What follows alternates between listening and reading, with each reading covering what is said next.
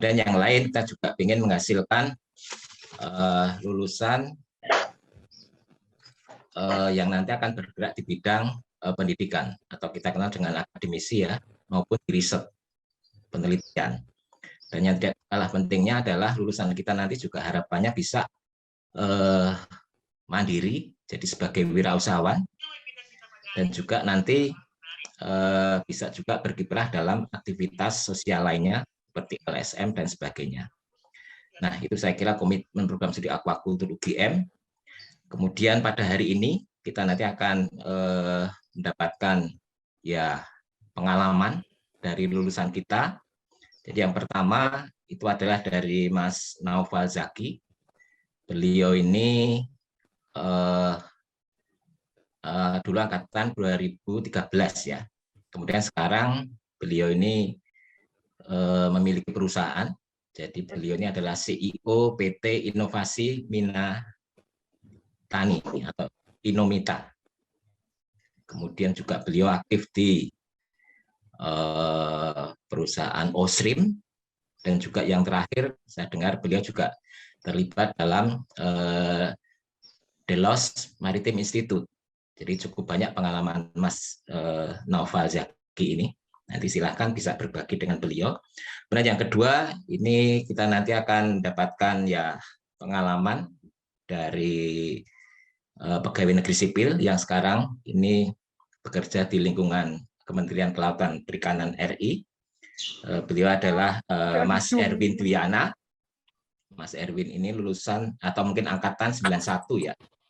Nah, sekarang ini beliau menjabat sebagai Direktur Pemasaran di Direktorat Jenderal Penguatan Daya Saing Produk Kelautan dan Perikanan. Jadi kalau kita lihat levelnya paling tinggi itu adalah Menteri, kedua itu Dijen, nah, beliau levelnya Direktur, itu yang ketiga. Nah, nanti semoga Mas Erwin bisa berbagi dengan kita semua. Jadi sekali lagi saya ucapkan terima kasih ini kepada narasumber yang sudah hadir dalam acara Alumni Back to Campus untuk sesi yang kedua, yaitu sesi untuk aquaculture gitu. Kemudian kalau kita bicara aquaculture, ini saya terakhir mungkin sebagai penutup ya, saya akan mesitir pernyataan dari Peter F. Drucker. Jadi dia itu adalah ahli manajemen kenamaan dunia. Jadi kalau orang banyak mengatakan kalau ada Nobel di bidang manajemen, maka dialah yang paling layak menerima Nobel tersebut. Dalam satu kesempatan dia mengatakan bahwa untuk abad 21, bahkan untuk yang waktu-waktu yang akan datang, itu investasi yang paling menjanjikan itu adalah apa? Di bidang aquaculture. Jadi ini pentingnya aquaculture. Baik, saya kira itu sebagai sambutan dari saya. Sekali lagi saya ucapkan terima kasih pada hadirin semua yang telah bergabung dalam acara Alumni Back to Campus ini. Semoga ini nanti membawa manfaat bagi kita semua. Terima kasih. Wassalamualaikum warahmatullahi wabarakatuh. Selamat pagi. Baik, terima kasih atas sambutannya. Sebelum memasuki acara inti yaitu talk show alumni Back to Campus, diharapkan untuk semua partisipan yang berada dalam Zoom dapat menghidupkan kamera untuk dapat melakukan pengambilan foto bersama.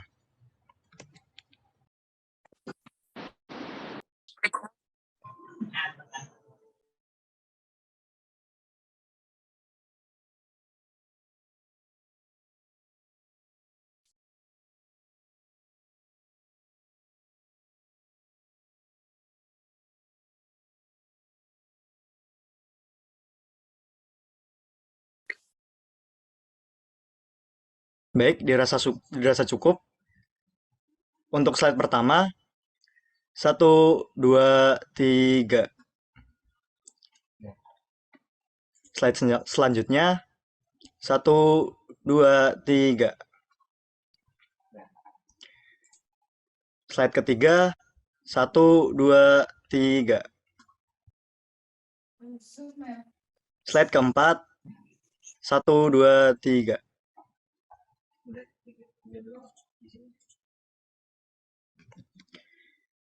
Baik, acara selanjutnya yaitu acara inti, yaitu talk show alumni Back to Campus yang akan dipandu oleh Antonius Yosita Mariska, SPI, selaku moderator. Kepada Kak Yosi, waktu dan layar dipersilahkan. Baik, terima kasih Mas Evan. Apakah suara saya sudah terdengar, Mas Evan? Terdengar dengan jelas, Mas Yosi. Baik, terima kasih sekali. Selamat pagi, Bapak Ibu, serta rekan-rekan yang saya hormati. Senang sekali pagi ini kita bisa berkumpul bersama dalam kegiatan alumni Back to Campus yang kedua, khususnya bersama dengan program studi aquaculture.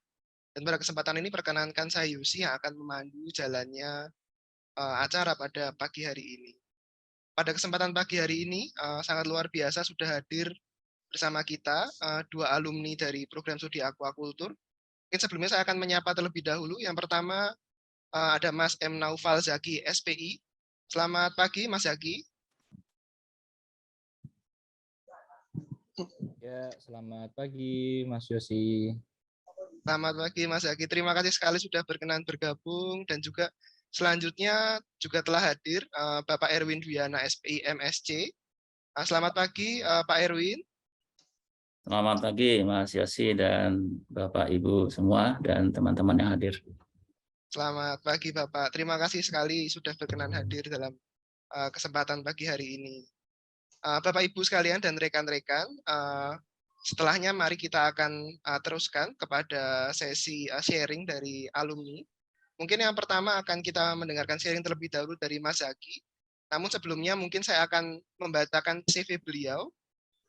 Jadi ini merupakan CV beliau yang mungkin juga bisa kita lihat bersama di layar. Jadi Mas Zaki menyelesaikan studi pada tahun 2019 dan kemudian setelah menyelesaikan studi ternyata ada sangat banyak pengalaman terkhusus di bidang pekerjaan dari Mas Zaki, mulai dari menjadi tim logistik di Jogja Fish Multifarm dan tim sortir, kemudian juga pernah menjadi pengajar ekskul menggambar di SDIT Salman, kemudian pernah juga menjadi COO di Osrim Seafood pada tahun 2018 sampai sekarang, kemudian juga menjadi owner dari PT Inovasi Minatani pada tahun 2021 sampai sekarang, dan juga ada juga menjadi Quality Management System atau QMS di PT Delos Maritim Aquatech sampai dengan saat ini.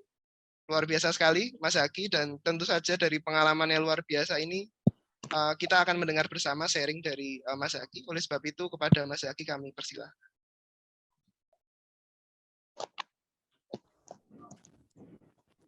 Baik, cek.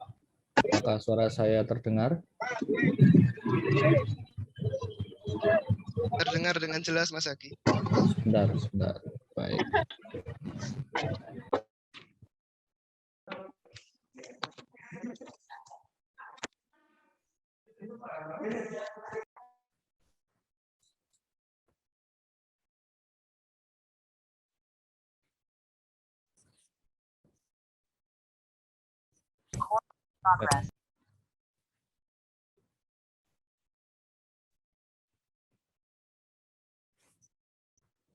Ya, cek sekali lagi. Apakah suara saya terdengar? Sudah terdengar Mas Zaki? Oke, baik. Untuk slide sendiri tadi sudah disiapkan ya, Mas Yosi? Sudah kami terima Mas Zaki. Mungkin saya mohon bantuan kepada tim IT untuk dapat menampilkannya. Baik, terima Nanti aja kasih. sih, nggak apa-apa sebenarnya. Oh, seperti itu. Baik Mas Zaki. Sebentar, saya buka lagi yang ini.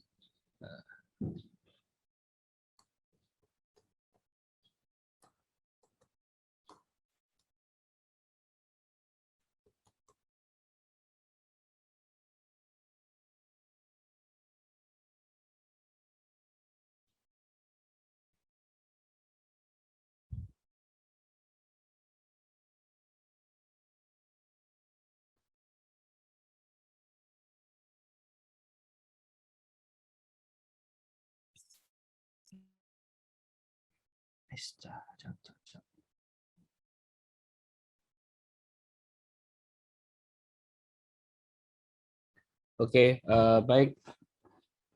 Bismillahirrahmanirrahim. Assalamualaikum warahmatullahi wabarakatuh. Waalaikumsalam. Ya, sebelumnya selamat pagi teman-teman semuanya. Selamat pagi Bapak dan Ibu dosen serta teman-teman mahasiswa perikanan UGM, dan apa namanya, di sini ada yang maba juga ya, Mas Yosi, by the way. Betul sekali, Mas Oh Haki, ada ya, juga mahasiswa baru. baik. Selamat pagi teman-teman Gamada, ya kan Gamada ya namanya. Masih Gamada ya. Selamat pagi semuanya, semoga kita selalu sehat, selalu dilindungi oleh Allah, dan semoga dalam waktu 20 menit ke depan, insya Allah saya akan sedikit untuk sharing-sharing saja ya, baik seperti itu. Karena kemarin diminta untuk waktunya sebentar saja ya, jadi ini saya nggak akan lama-lama, mungkin lebih sering sharing. Nah, monggo bisa di-share langsung PPT-nya Mas Yosi. Baik, Mas Haki.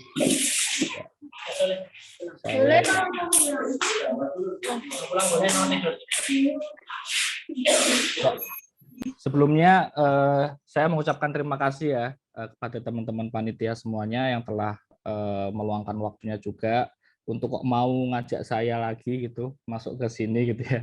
Karena kemarin beberapa saat yang lalu saya sama Mas Erwin kebetulan juga sudah pernah sharing juga gitu, tapi ini adalah sebuah kehormatan yang luar biasa untuk bisa memberikan sedikit cerita ya pada teman-teman semuanya mengenai apa namanya, dinamika atau kesan pesan ya, kesan bukan pesan ya, kesan-kesan aja berkecimpung di dalam dunia perikanan, khususnya dalam dunia aquaculture. Ya, baik, perkenalkan sekali lagi, nama saya Muhammad Naufal Zaki atau bisa dipanggil Zaki ya. Di sini saya nyebutnya teman-teman aja ya, nggak usah adik-adik, karena biar setara umurnya ya. Karena masih muda juga, ya, jadi biar kesannya lebih dekat gitu. Nah, sebelumnya saya di sini emang lulus apa ya, masuk di angkatan 2013, tapi lulusnya agak sedikit lebih lama dari rata-rata apa namanya, orang-orang pada umumnya ya. Jadi sekitar 5,5 tahun ya. Ya 5 tahun 3 bulan kalau dihitung dari yudisiumnya itu di tahun 2019. Nah, baik, saya akan sedikit bercerita gitu ya, kenapa kok dulu itu masuk dalam dunia perikanan gitu. Yang pertama, jadi waktu apa ya, zaman SMA itu saya menyukai film animasi. Di sini teman-teman tahu mungkin One Piece ya. Ya, dari mulai situlah saya apa namanya, pengen berkecimpung dalam dunia perikanan. Nah, tapi ternyata ekspektasi ini kadang-kadang realita ini berbeda dengan ekspektasi ya. Ternyata tidak tidak ke kapal gitu kan, tidak jadi bajak laut gitu kan. Karena ternyata aquaculture ini dulu namanya itu adalah budidaya perikanan, BDP atau singkatannya BDP. Nah, ada kata-kata perikanannya ini, kenapa kok saya tuh mau masuk ke sana. Itu ternyata malah lebih banyak belajar mengenai budidaya, dan ini membuat saya lebih terpacu. Jadi budidaya ini memang concernnya sebenarnya ialah apa ya namanya, bukan membesarkan ya, ibaratnya budidaya ini kita merawat suatu organisme dan ekosistem dari mulai penebaran, pembesaran hingga panen. Nah, rinciannya seperti itu, kurang lebih ya, kesimpulannya budidaya seperti itu. Maka dari itu ketika saya kuliah,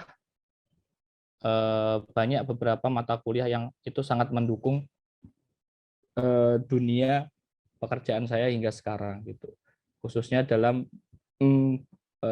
apa namanya, dunia ini, bukan dunia, mata kuliah seperti kualitas air, manajemen kualitas air, kemudian manajemen aquaculture bio, dan apa namanya, manajemen bisnis perikanan dulu ada kayaknya, manajemen usaha perikanan apa ya, oh ya seperti itu. Nah, sampai sekarang makanya saya tetap masuk dalam dunia bisnis perikanan ya, dan alhamdulillah bersama dengan teman-teman saya, 2 orang termasuk saya, berarti 3 orang, itu kami mendirikan bukan disebut perusahaan sebenarnya, nggak seperti perusahaan besar ya, tapi ini lebih kepada kayak farm atau apa namanya tambak udang. Nah, seperti itu. Nah, namanya adalah PT Inovasi Minatani. Saya bersama dengan 2 rekan teman saya juga, itu satunya dari Prodi MSP, apa ya sekarang, Manajemen Sumber Daya Perikanan, apa sudah akuatik juga namanya? Sekarang akuatik, Mas Zaki. Oh iya, MSA berarti, Manajemen Sumber Daya Akuatik. Nah, manajemen sumber daya akuatik ini juga sebenarnya beririsan langsung dengan budidaya perikanan ya, atau aquaculture, karena saling berkaitan satu sama lain. Nah, boleh bisa di next, tolong Mas Yosi.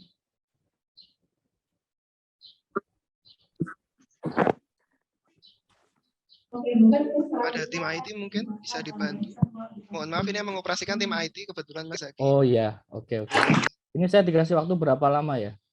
Anggaran waktu kami 20 menit, Mas Zaki. Berarti sampai 10.50 mungkin, Mas Zaki. Oke, 10.50 ya.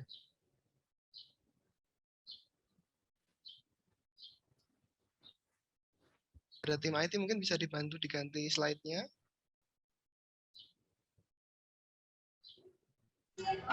Halo, Cek Kozin, monitor.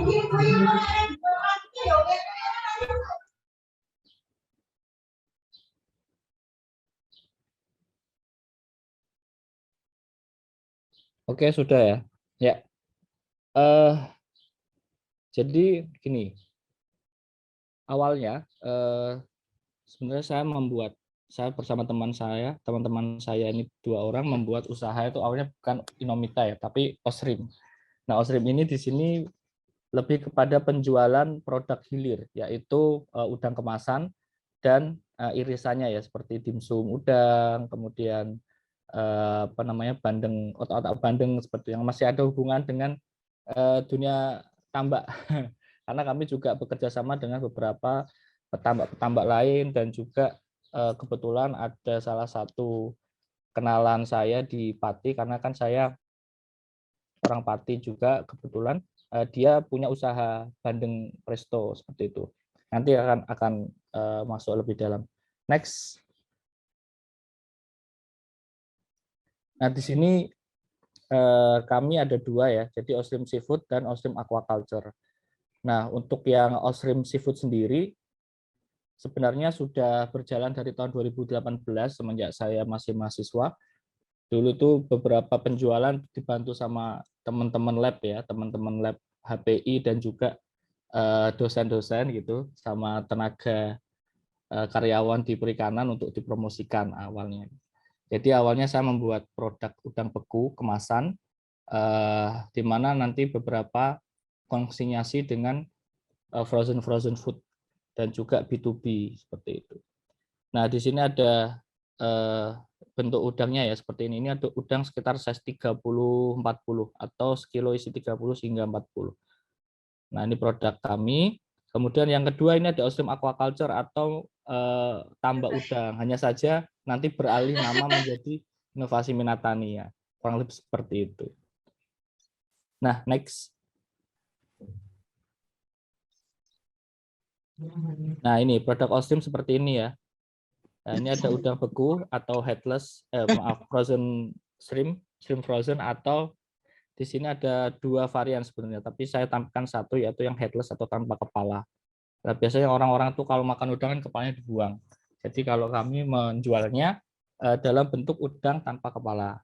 Nah, di sini pun juga ada nih otak-otak bandeng seperti ini bentuknya, sama dimsum seafood. Nah, dimsum seafood ini ada udang, ada tuna, ada cumi gitu. Nah, ini bahan udangnya dari kami. Ini kerjasama juga dengan Arslan Food. Seperti itu. Next. Nah, ini kurang lebih perjalanan usaha kami ya, dari mulai sebenarnya tahun 2018, cuma kami sahkan aja dah awal tahun aja 2019 gitu kan. Karena kita mulainya di November 2018.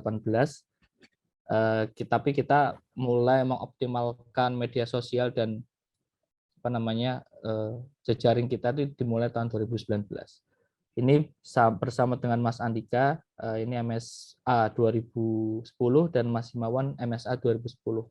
Nah, saya di sini yang paling muda karena memang delalah karena kita bertiga dulu sering ketemu dalam satu organisasi yang bareng juga gitu kan, satu kontrakan.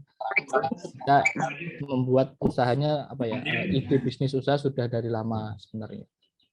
Nih, dari 2019 kita mulai usaha, kita mencari peluang ke apa namanya tanah yang sekiranya cocok untuk apa namanya tambak udang gitu ya. Nah, ini proses sortir atau bukan sortir, proses untuk headless atau skinless atau memotong kepala memotong kepala dengan tanpa kulitnya. Nah, ini dikerjakan oleh salah satu teman-teman perikanan juga ya. Di sini adik-adik angkatan 2019, 2018 itu sering saya berdayakan juga untuk ke tempat saya gitu. Nah, ini. Dan ini kemudian saya ketika mencari-cari lahan gitu kan. Tapi alhamdulillah singkat cerita ketemunya di Kulon Progo gitu. Meskipun saat ini masih dalam bentuk sewa, bukan milik pribadi. Nah, ini bentuk produk dimsumnya seperti ini yang tadi saya singgung sebelumnya. Oke, next. Nah, di sini kami membuat tambak udang Inomita ini berdasarkan ini apa namanya pengalaman dalam dunia kampus, karena dulu di kampus ini kita sering belajar mengenai teori, kemudian praktek juga ada jelas, namun hanya saja praktek ini tidak terlalu maksimal. Nah, maka dari itu kami ingin men-challenge gitu, apakah benar usaha udang atau tambak apapun ya, dan dalam salah satu kasus ini kan kami mengambil udang ya, ini bisa berprofit lumayan tinggi gitu. Apakah benar? Dan ternyata alhamdulillah setelah 1 tahun kami berbudaya, hasilnya cukup untuk hidup. Kurang lebih seperti itu. Nah, seperti ini ya, di tambak Inomita ini di Kulon Progo, nanti teman-teman mungkin bisa berkunjung langsung. Sudah banyak teman-teman angkatan 2019, 2020 yang magang atau KL-nya di tambak kami gitu ya. Dan nggak cuma anak-anak UGM, jadi ada anak Undip, anak UB gitu ya. Mahasiswa dari Undip, mahasiswa UB. Jadi monggo kok teman-teman atau bapak-bapak, ibu-ibu dosen yang ingin berkunjung langsung nanti bisa hubungin saya terlebih dahulu atau mungkin Mas Andika atau Mas Himawan ya. Karena sewaktu-waktu saya juga nggak di farm dan kebetulan ini saya juga lagi ada di Kalimantan, lagi ada perjalanan dinas. Insya Allah akhir bulan ini baru pulang ke Jogja. Next. Nah ini foto-fotonya. Nah, ini saya nggak ada di sini kan, karena saya yang moto kayak gitu. Jadi banyak orang yang mengatakan kalau aquaculture itu ada seni dengan seni yang gambling ya. Kayak misalkan ya udah budidaya aja, nanti kan tumbuh sendiri. Dan ternyata itu salah. Maka dengan pendekatan empiris dan pengumpulan data yang kami lakukan seperti cek kualitas air tiap hari, kemudian pemantauan pemberian pakan dan lain sebagainya, kami membuatnya menjadi sains sehingga keputusan yang dibuat dalam budidaya adalah berdasarkan pertimbangan yang paling baik. Seperti itu. Itulah budidaya sebenarnya ya, makna budidaya secara sains seperti itu. Next. Nah, ini mengapa kita berbudidaya gitu ya. Kita bisa melihat ya, Indonesia ini masih menjadi 3 besar dalam distribusi atau produksi udang dunia. Kalau di sini data tahun 2016, tapi kalau teman-teman bisa lihat di FAO, nanti cek aja di internet ya, di Google FAO gitu, tahun 2021 Indonesia masih menempati di 3 besar seperti itu. Next. Nah, ini di tahun 2021 ya. Kurang lebih tonase kita atau pencapaian di tahun lalu itu kurang lebih 15 ton per hektar produktivitasnya. Dengan revenue-nya sekitar segini. Nah, ini gross profit-nya 40 hingga 50%. Jadi ternyata memang bisnis udang ini memang sangat menjanjikan gitu ya. Nanti monggo bisa disambung sama pembicara setelah saya, Mas Edwin, yang memang beliau ini juga punya pengalaman di sana. Dan teman-teman nanti monggo bisa kita diskusi lebih lanjut ya, kenapa kok udang ini sangat seksi ya. Gitu. Oke, next. Nah, di lain sisi kita ada Inomita Farm, yaitu tambak tadi. Yang kedua ini Inomita Academy. Nah, Inomita Academy ini apa sih? Next. Nah, Inomita Academy ini mempunyai visi yakni mewujudkan generasi yang produktif, edukatif, dan entrepreneurship. Jadi, creating productivity, educational, and entrepreneurship generations. Next. Nah, Inomita Academy atau kita sebut Inomita Aqua Academy ini adalah sebuah pelatihan online maupun onsite. Untuk sekarang memang masih online karena kemarin kebijakan COVID kan masih simpang siur ya, jadi belum berani kita langsung onsite gitu. Kecuali kalau memang ada surat dari lembaga terkait kayak gitu. Nah, jadi Inomita Aqua Academy ini dia orang yang ingin mengetahui lebih banyak mengenai budidaya, khususnya udang atau nila atau kemarin kami sempat mengadakan juga bukan pelatihan sih, lebih ke sharing lobster air tawar seperti itu nanti bisa gabung ke Inomita Aqua Academy. Next.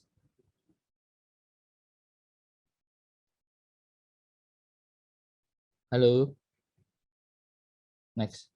Nah, untuk saat ini karena Inomita Academy ini masih baru ya di tahun 2022 awal, kami masih berjalan hanya 3 acara. Yang pertama dengan tema bagaimana memulai bisnis udang, lalu yang kedua itu bisnis bioflok nila, dan yang ketiga ini sama ke udang lagi, tapi ini tips memulai budidaya udang.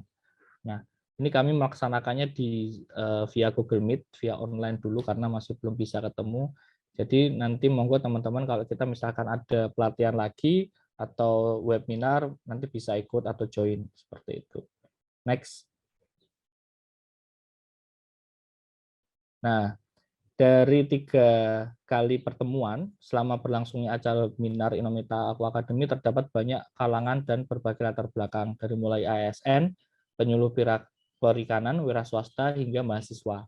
Nah, jadi banyak banget ya teman-teman, kalau mau gabung silahkan, sangat welcome sekali, dan nanti juga ada sertifikatnya. Kami menyediakan sertifikat bagi teman-teman yang mendaftar gitu ya. Next. Nah, ini kurang lebih seperti ini tambak kami ya. Nah, ini saya, Mas Andika dan Mas Himawan. Next. Nah, ini seperti ini. Kurang lebih seperti itu. Oke. Next. Nah, bagi teman-teman yang ingin lebih tahu mengenai apa itu Inomita, bisa nanti follow IG-nya di inomita.farm atau Inomita Aqua. Atau hubungin WA saya langsung juga bisa. Ini nomornya sudah di bawah, bisa dicatat. Atau monggo nanti admin bisa mungkin sharing di grup chat ya, kayak gimana seperti itu.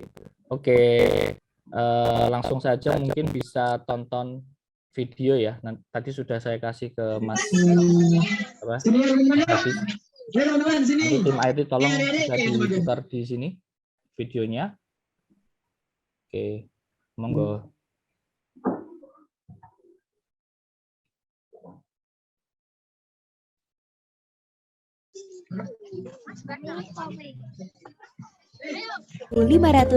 pulau.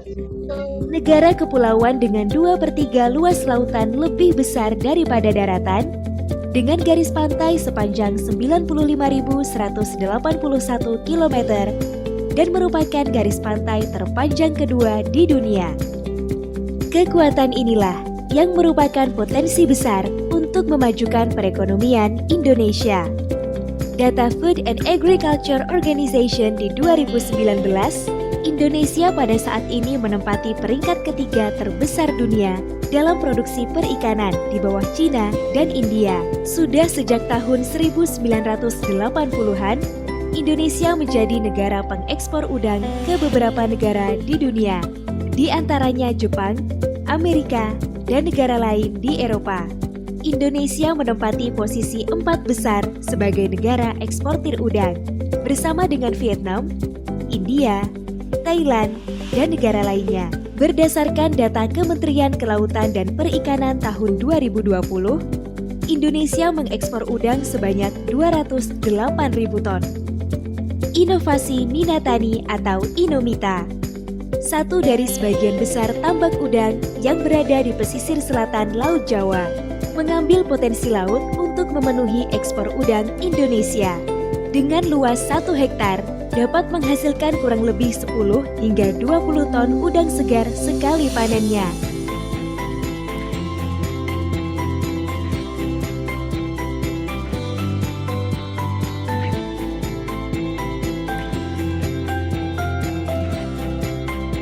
Menggunakan pakan terbaik dan kualitas pengelolaan tambak yang inovatif, Inomita berperan aktif untuk meningkatkan perekonomian bangsa.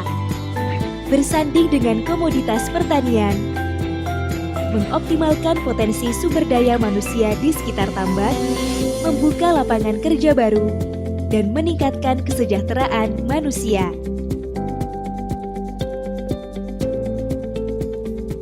Tambak inovatif berkolaborasi dengan potensi sumber daya manusia setempat, membuat produk udang berkualitas ekspor di pasar dunia. Inomita, Innovation for Sustainable Agri and Aquaculture.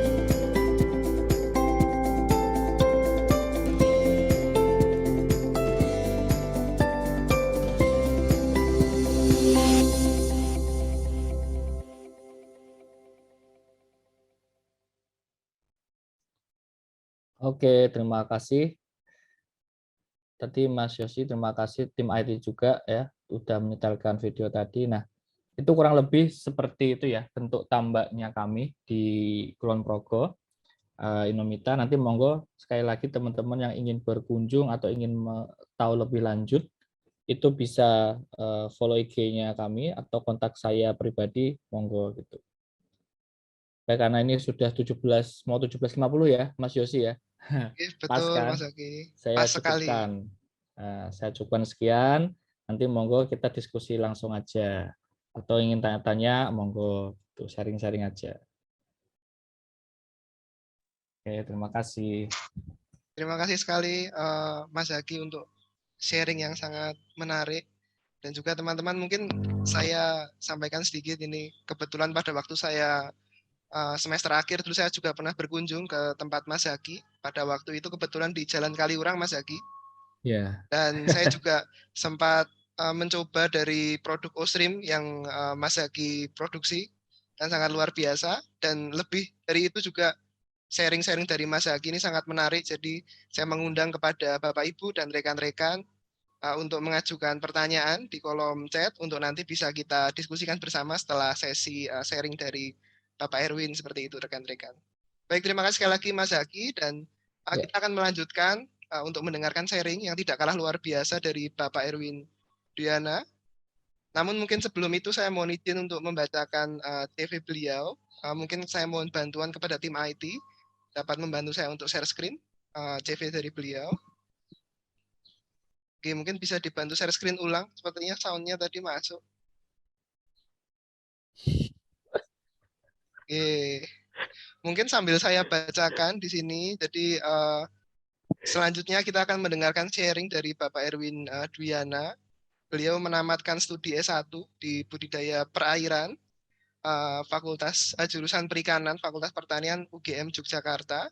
Kemudian beliau menamatkan S2 di University of the Philippines Los Banos di Filipina pada farming system.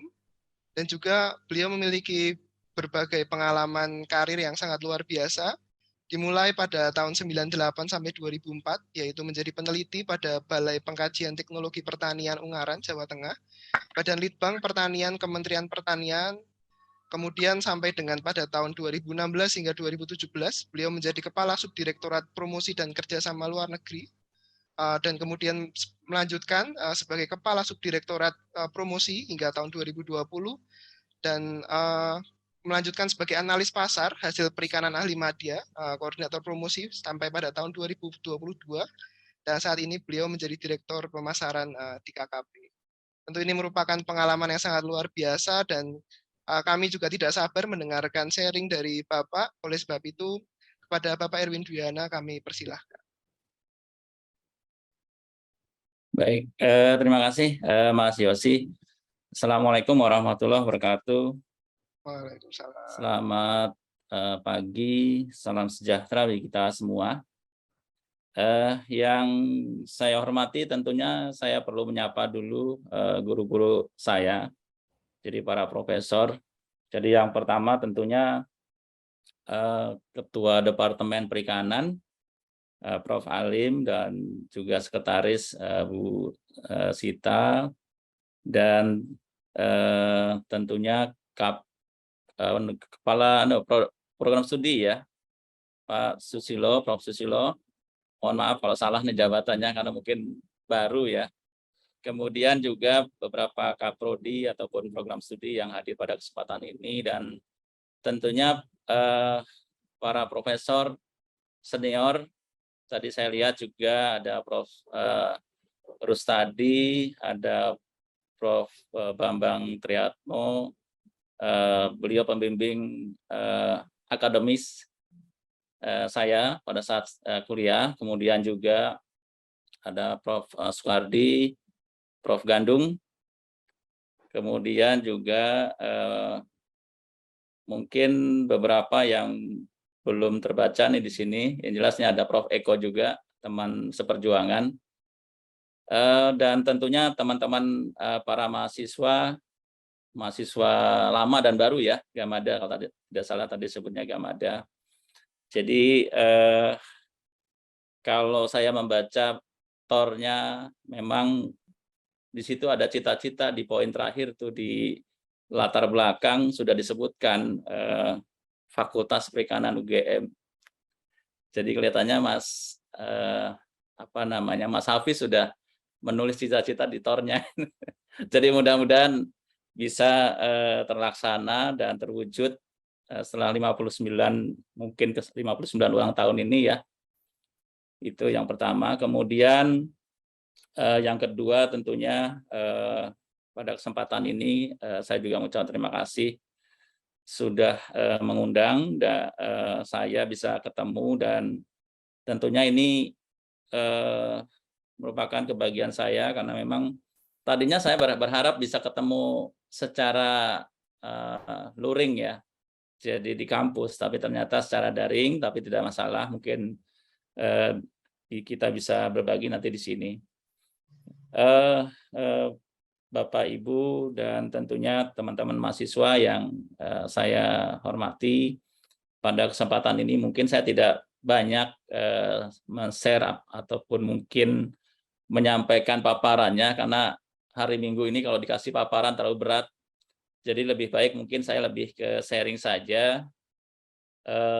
Kebetulan saya kuliah di mungkin di jurusan, pada saat itu jurusan perikanan ya, pendaftaran dari sepenmarunya ataupun mungkin penerimaan mahasiswa barunya itu memang langsung ke jurusan perikanan UGM, dan di situ hanya, kalau tidak salah, hanya 30 kapasitasnya hanya 30 orang atau bahkan mungkin 25 orang.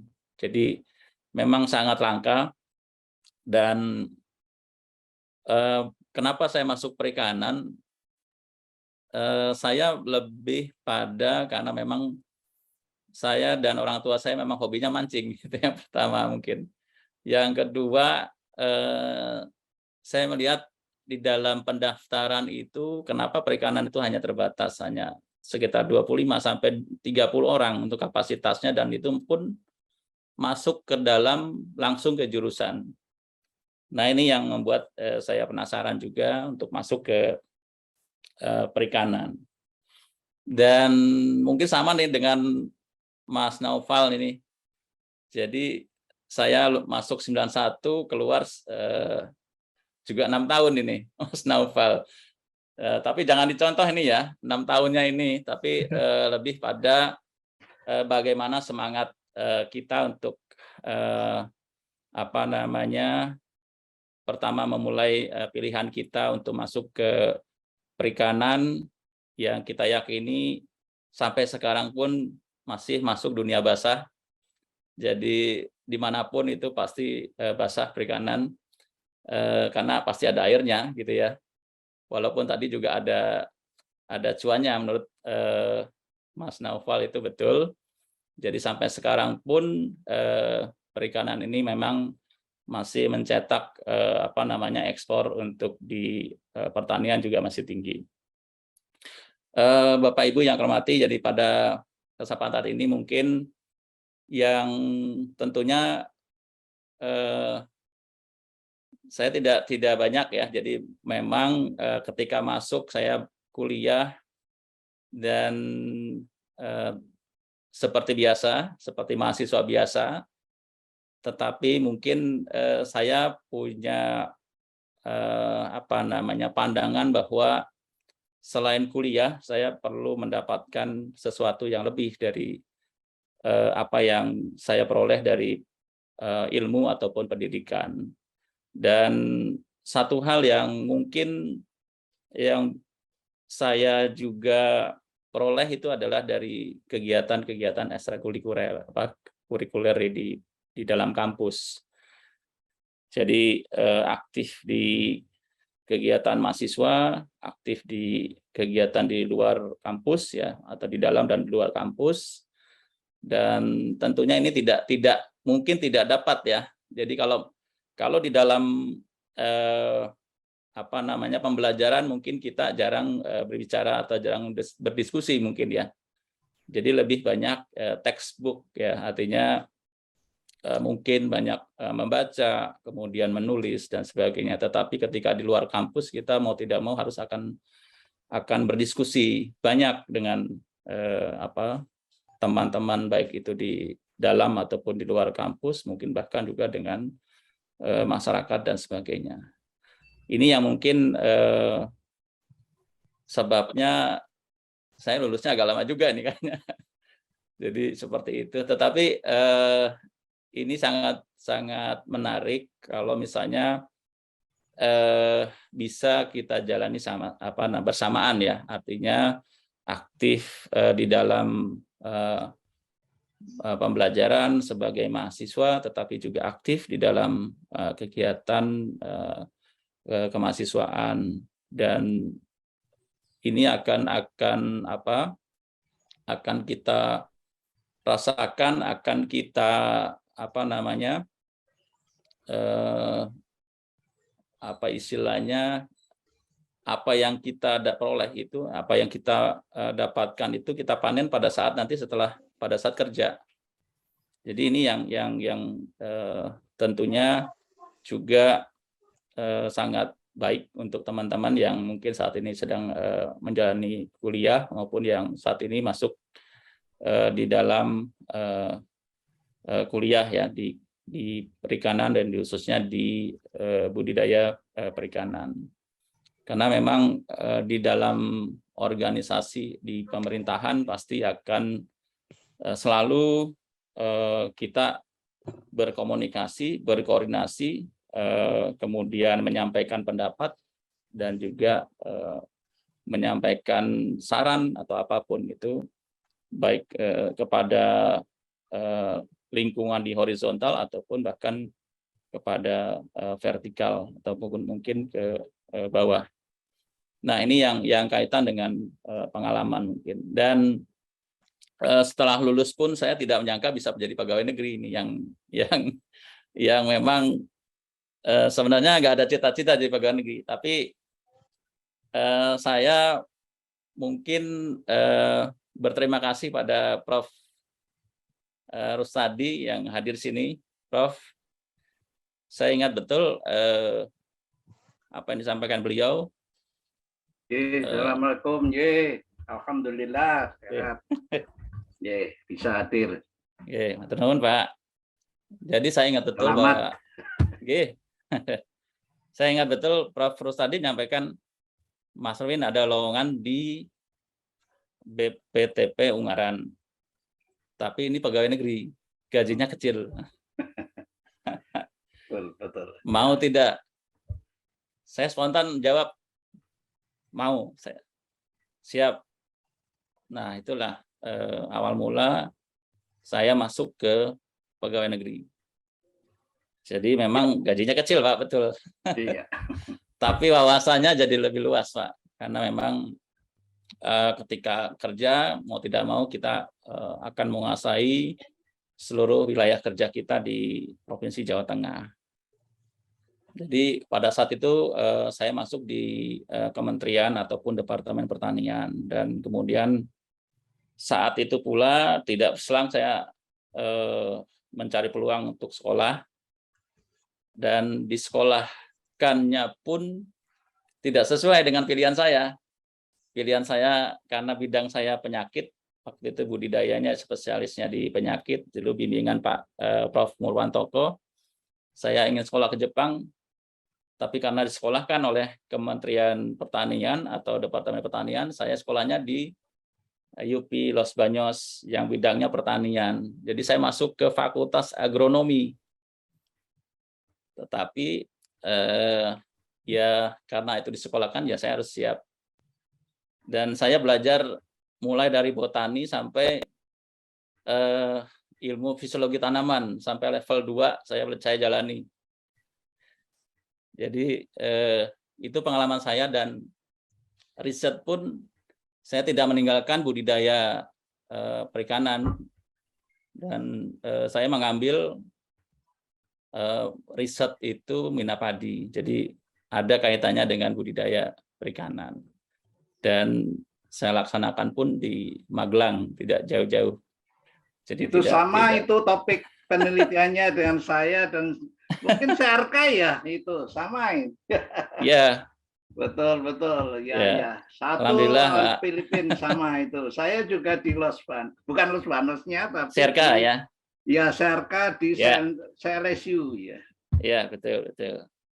Jadi karena saya tidak mau hilang ilmu perikanan saya, jadi saya ambil minapadi risetnya itu. Nah, setelah berlanjut mungkin karena ada perubahan kementerian atau perubahan atau Kementerian Kelautan dan Perikanan itu terpisah, akhirnya saya bergabung dengan Kementerian Kelautan dan Perikanan. Jadi sekarang ilmu saya budidaya perairan jadi budidaya pemasaran sekarang. Karena saya masuk di bidang pemasaran sejak KKP, saya bergabung di KKP sampai saat ini saya masih menangani bidang pemasaran. Nah, kaitan dengan aquacultur ataupun budidaya ini tadi sebenarnya sudah disampaikan oleh Pak Mas Naufal ya. Jadi kalau kita lihat dunia budidaya ini, tadi mungkin sudah disampaikan oleh Prof. Susilo bahwa mungkin di perguruan tinggi sudah punya program prioritas untuk semacam riset atau pengembangan komoditas, yaitu inul tadi ya, kalau tidak salah ada udang dan nila dan sebagainya. Dan kalau melihat dari prospek potensi dari budidaya sendiri, kita tahu bahwa kalau di tingkat global produksi untuk perikanan tangkap ini kan cenderung turun ya. Jadi kalau misalnya teman-teman ataupun Bapak Ibu yang sudah akses ke data FAO, itu memang untuk perikanan tangkap itu terus menurun. Kalau kami lihat itu sekitar 2,1%, sementara budidaya itu mengalami kenaikan sekitar 2,7%. Dan ini sebenarnya menunjukkan bahwa stok di perikanan tangkap ini kan pasti akan menurun terus, sementara kebutuhan dari demand dari masyarakat untuk pangan dan non pangan dari ikan ini akan terus meningkat. Dan sebenarnya salah satu yang saat ini akan atau diprediksi meningkat itu adalah dari kegiatan budidaya. Dan di dalam kegiatan budidaya ini ada satu hal yang mungkin komoditas yang juga bisa menjadi prioritas, itu adalah kaitan dengan alga, ataupun kalau salah satunya mungkin kalau di kita dibudidayakan ada rumput laut, bahkan juga ada beberapa seperti spirulina yang saat ini juga berkembang. Nah, ini mungkin kalau dari sisi global, saya kira mungkin ini potensinya ataupun pengembangan dari budidaya ini sangat ke depan itu masih punya prospek yang sangat tinggi. Kemudian dari sisi konsumsi pun saat ini kami melihat bahwa negara yang sudah berkembang itu tren untuk konsumsinya terus meningkat, dan tentunya suplai dari produksi ikan ini memang banyak dari negara-negara yang sedang berkembang, dan tentunya termasuk Indonesia di dalamnya ataupun masuk di dalam Asia. Kalau melihat dari beberapa komoditas, mungkin tadi sudah disampaikan oleh Mas Naufal, saat ini kalau misalnya kita merujuk pada perdagangan global, itu udang yang memang masih menjadi komoditas yang diperdagangkan di tingkat global. Dan di luar salmon ya, karena yang paling tinggi sebenarnya salmon, tetapi kita tidak memproduksi salmon, tetapi dari sisi Indonesia itu komoditas udang atau udang budidaya ini masih menjadi komoditas yang diekspor di dunia. Dan dari sisi udang pun Indonesia termasuk yang menjadi komoditas utama ekspor di negara kita. Hampir kalau di tahun 2021 kita catat bahwa nilai ekspor untuk udang itu sekitar 2,53 miliar US dollar dari 5,7 miliar US dollar, sekitar separuhnya dari ekspor perikanan Indonesia itu dari udang. Dan sampai saat ini pun kami melihat bahwa untuk udang ini terus mengalami peningkatan, ekspornya sekitar 7% per tahun. Dan kebutuhan udang akan terus berkembang ya. Jadi kalau kami melihat di data ataupun di beberapa informasi di buyers di tingkat dunia. Kemudian kalau melihat dari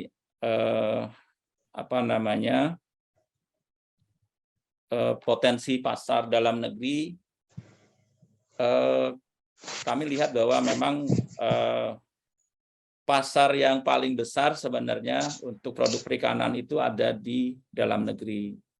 Kalau melihat perhitungan dari produksi dan juga konsumsi, kami melihat sekitar 82% ikan itu memang diperdagangkan di dalam negeri. Dan kita tahu bahwa mungkin dari sisi global competitiveness, Indonesia unggul hanya satu ya di dalam indeks competitiveness itu, hanya di jumlah penduduk. Nah, jumlah penduduk ini ada dua hal. Yang pertama sebagai sumber daya ataupun pelaku pembangunan, dan satu lagi sebagai pasar. Jadi ini yang dua hal ini yang mungkin perlu kita manfaatkan ya, tidak hanya sebagai pelaku pembangunan tetapi juga sebagai pasar untuk produk atau komoditas perikanan yang dihasilkan oleh Indonesia.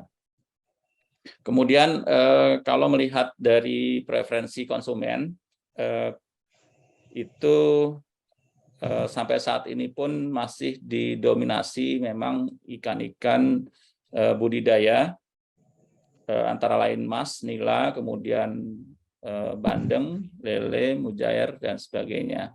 Walaupun memang yang paling besar itu di preferensi di tingkat konsumen itu jenis-jenis ikan tuna tongkol cakalang yang dalam bentuk pindang ya. Jadi ini masih tinggi juga, tetapi untuk komoditas budidaya itu juga masih prospek ataupun bisa dikembangkan.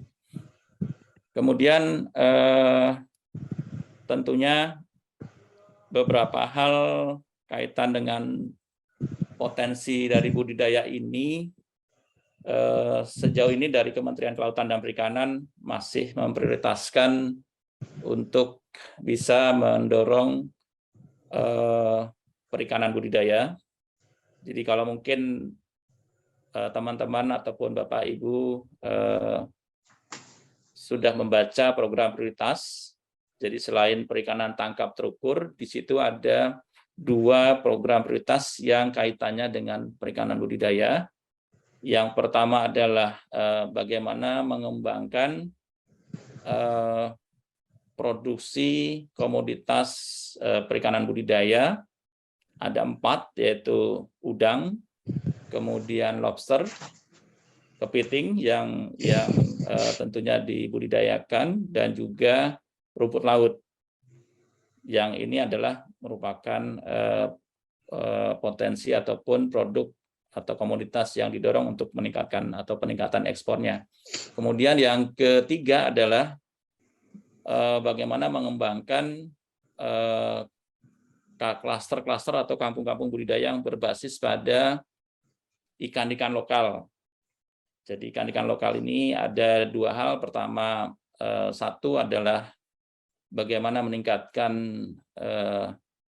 nilai ataupun nilai komersial dari ikan-ikan lokal, dan kedua tentunya menjaga agar ikan-ikan lokal asli Indonesia ini tidak punah. Jadi ada 2 hal yang memang didekati dari sisi ekonomi dan dari sisi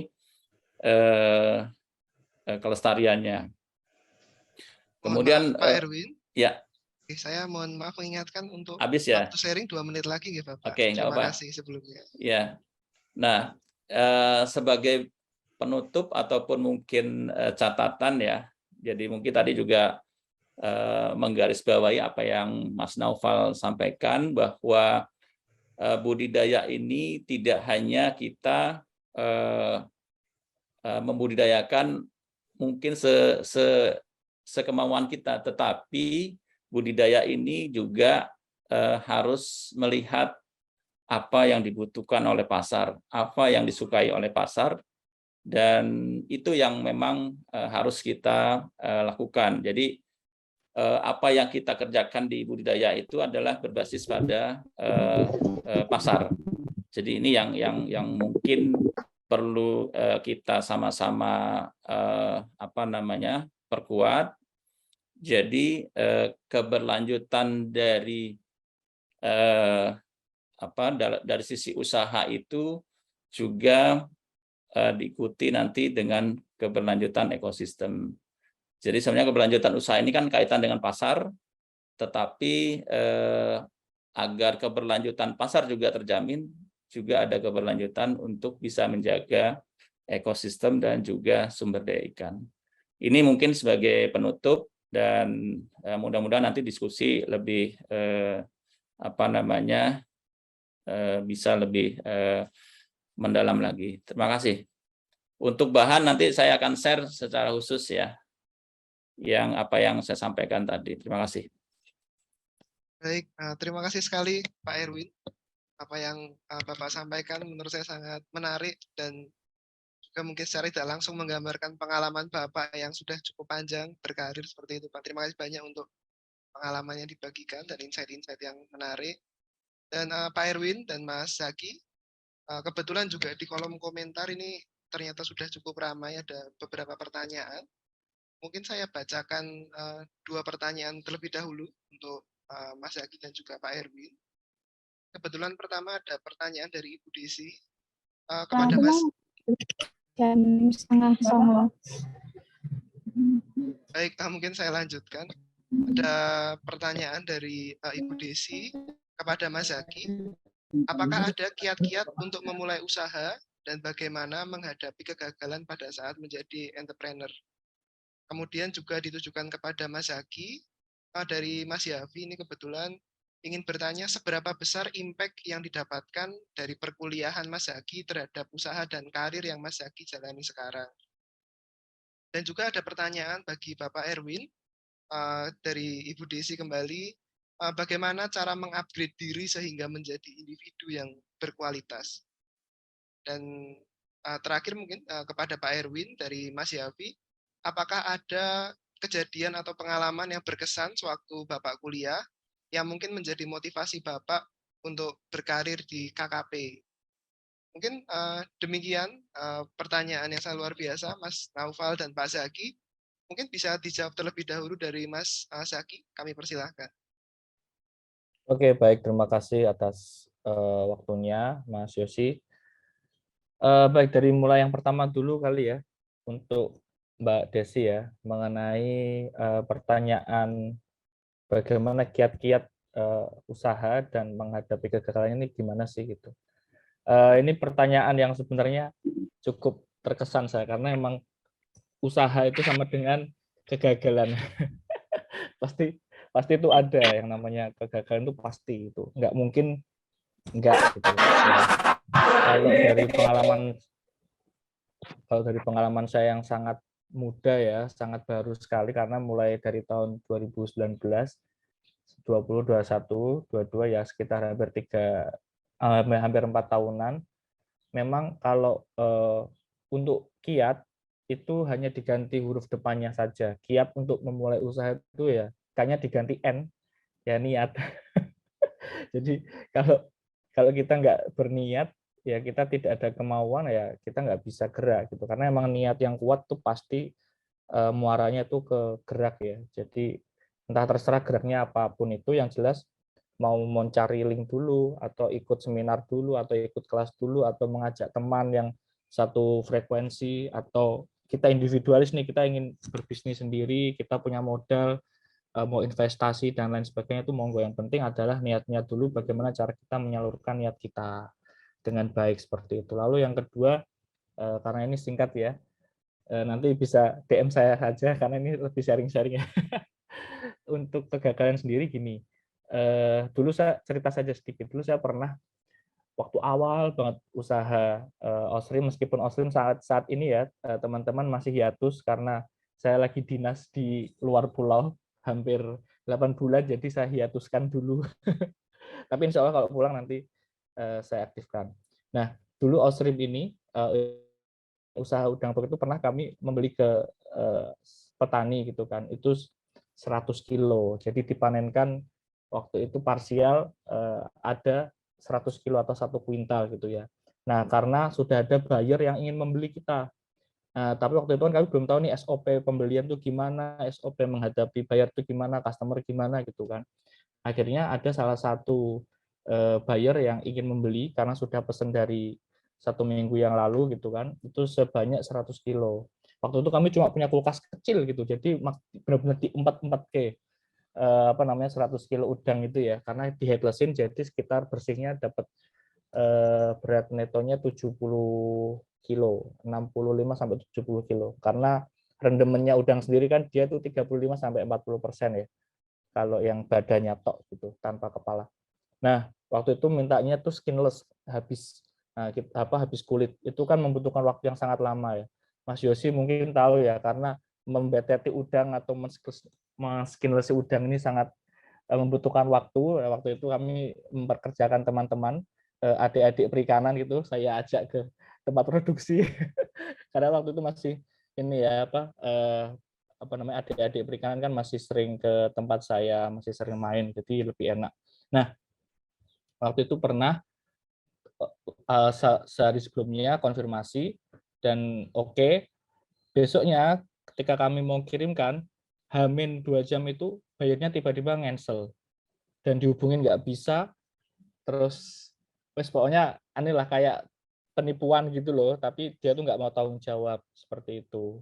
Nah, akhirnya dihubungi nggak bisa, saya diblok gitu kan. Nah, ini bingung nih, ini 100 kilo ini gimana nih, padahal penjualan kita aja biasanya per minggu tuh cuma dulu tuh mentok paling 15 kilo lah gitu. Nah, ini kan bingung ya kami, gimana cara menjual 100 kilo ini dalam waktu kita target tuh 1 minggu tuh harus habis lah pokoknya, gimana pun caranya.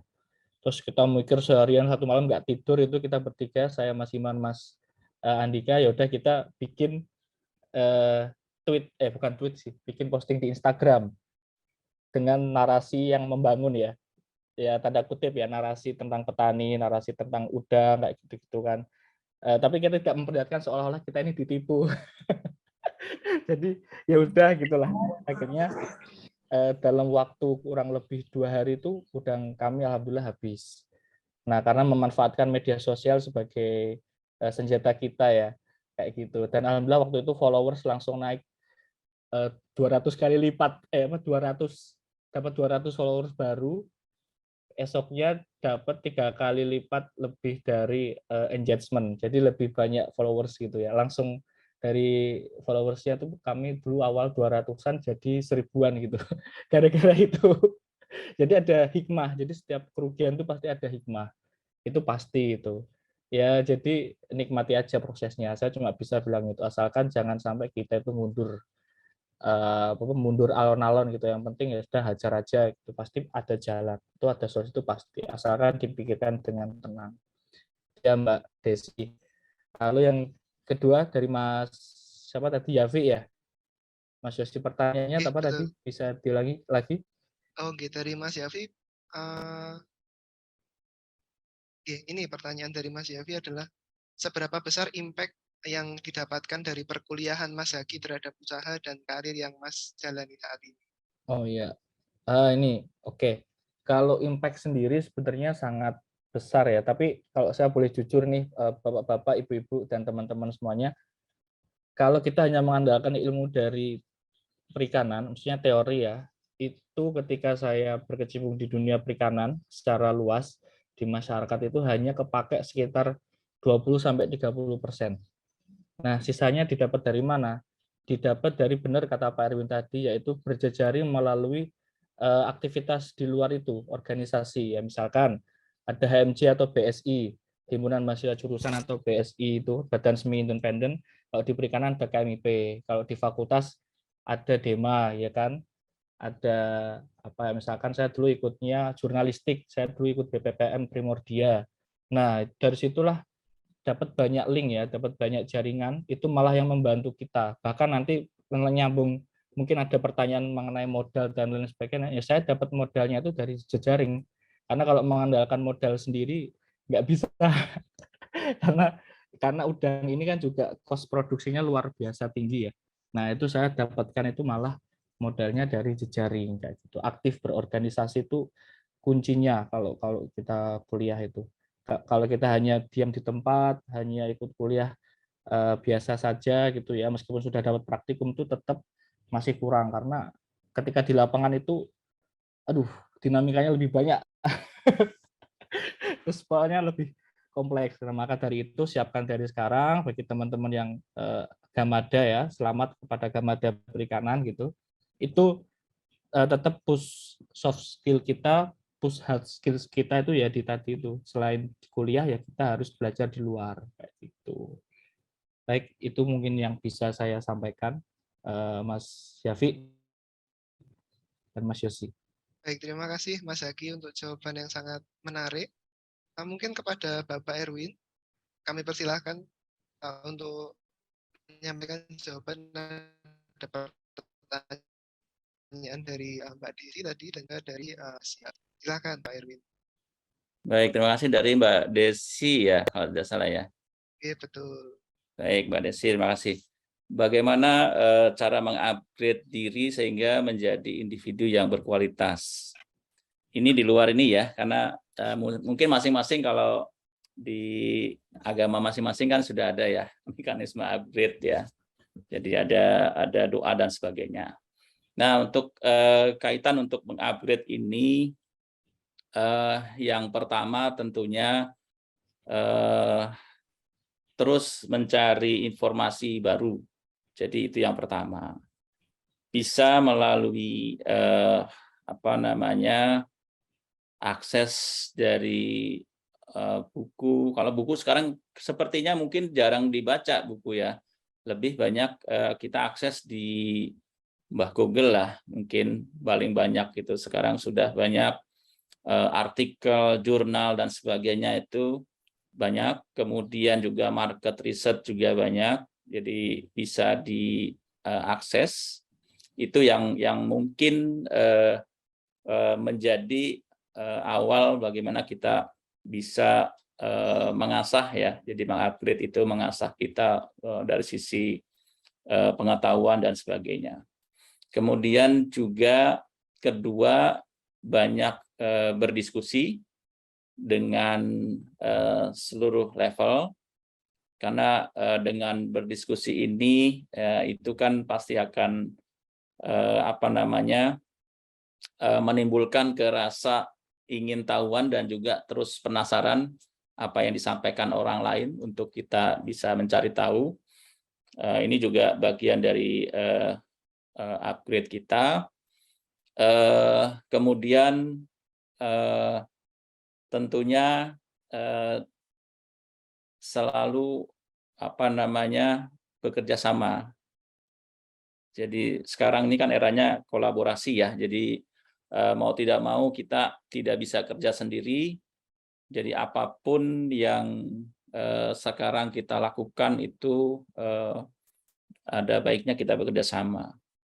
Mungkin orang riset pun pasti akan bekerja sama, tidak akan sendiri. Kami pun selalu berkolaborasi, tidak hanya di tingkat kementerian lembaga, tetapi juga dengan teman-teman dari LSM, kemudian dari masyarakat, dan sebagainya. Kemudian untuk upgrade berikutnya, ya tentunya ya rajin berdoa lah, beribadah. Itu yang sebenarnya paling utama. Jadi ada upgrade kaitan dengan dari sisi ilmu kita, dan juga ada upgrade juga untuk dari sisi jiwa kita. Mungkin itu yang bisa memberikan semangat kepada kita. Itu kemudian yang berikutnya ada kalau tidak salah kesan ya.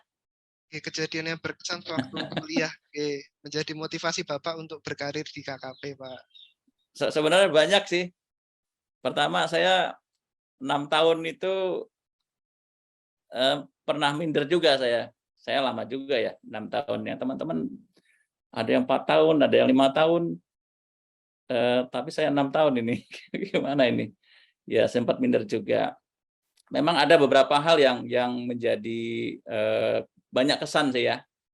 Termasuk Prof. Gandung nih, saya juga mohon maaf nih Prof. Gandung. Ada di sini ya, Prof. Ada wonten Prof. Kalau dosen saya sebut Prof, Pak. Di luar negeri itu semua dosen disebut Prof, Pak. Bagian dari doa kita semua, Pak. Saya ingat dulu saya memang aktif di mahasiswa dan juga aktif di asisten praktikum ya. Ada di praktikum di perikanan dan juga praktikum di meteorologi pertanian. Jadi saya ingat betul Pak atau Prof. Gandung mengingatkan saya, Mas niki ngulang matematika 2 ping kalih. Ini yang menjadi kesan saya ya, artinya saya sangat berkesan dengan itu. Jadi sebagai tantangan bagi saya untuk bisa apapun harus kita selesaikan ya. Jadi jangan sampai putus asa. Saya terus terang saya mengulang matematika dasar itu 2 kali, dan ketiga alhamdulillah lulus. Prof, matur nuwun Prof diingatkan. Itu yang pertama, bahwa kita jangan sampai putus asa gitu. Dan kita bersyukur bahwa ada orang di sekitar kita yang mengingatkan kita untuk bisa maju. Itu yang harus kita yang kita hormati juga ya. Jadi seperti itu. Jadi ada orang-orang yang memang sayang pada kita untuk mengingatkan itu. Kemudian terkait dengan kesan lain, saya melihat bahwa perikanan ini kan kalau di pertanian itu minoritas ya. Jadi di fakultas pun minoritas sebenarnya. Karena hanya 25. Kalau terakhir tuh kalau tidak salah angkatan 91 tinggal 25 orang atau 22 itu. Dan itu semakin minoritas. Dan pada saat itu saya pribadi sih ingin membuktikan bahwa orang perikanan ya harus aktif juga di teman-teman dengan teman-teman pertanian. Jadi tidak hanya tidak ketinggalan lah, intinya seperti itu. Jadi kita tetap aktif itu tidak hanya di dalam tetapi bisa di luar juga, karena kita akan mendapatkan jejaring ya ketika kita aktif ataupun bekerja dengan teman-teman di luar kita. Jadi itu. Dan tentunya kenapa saya mungkin kemudian ke KKP, yang jelas bahwa saya ingat dulu bahwa saya disekolahkan di negeri. Jadi mulai SD, SMP, SMA, kuliah juga di negeri. Kenapa saya tidak bisa membantu negeri ini gitu kan, yang telah membantu menyekolahkan gitu. Kalau dulu masih subsidi ya, sekarang mungkin enggak ya. Ya Prof ya. Jadi ada rasa pengabdian lah. Jadi dulu kita sekolah di negeri, jangan sampai teman-teman swasta yang mengatur negeri ini. Itu aja sih prinsipnya itu sih dulu semangat saya dulu seperti itu sih. Jadi itu mungkin bagian dari pengalaman saya untuk menjadi motivasi teman-teman bahwa sekarang bisa membuat berwirausaha, tetap lanjut pada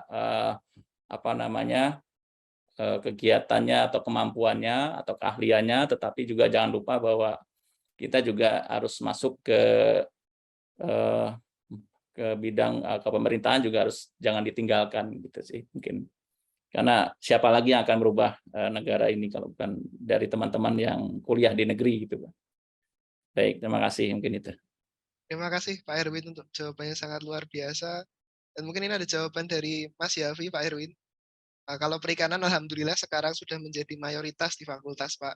Dan dari PPSMB kemarin atau rangkaian orientasi, seingat saya sudah hampir 240 mahasiswa yang dari perikanan ini Pak. Alhamdulillah. Sudah sangat luar biasa. Terima kasih sekali lagi Pak Erwin untuk jawaban yang diberikan. Dan mungkin kita akan masuk ke termin selanjutnya dan jadi termin terakhir dalam sesi kita siang hari ini.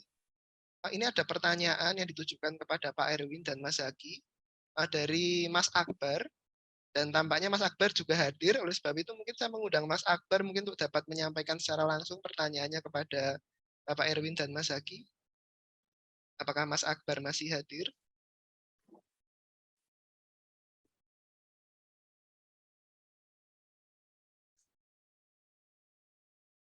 Oh baik, jika mungkin Mas Akbar mungkin sudah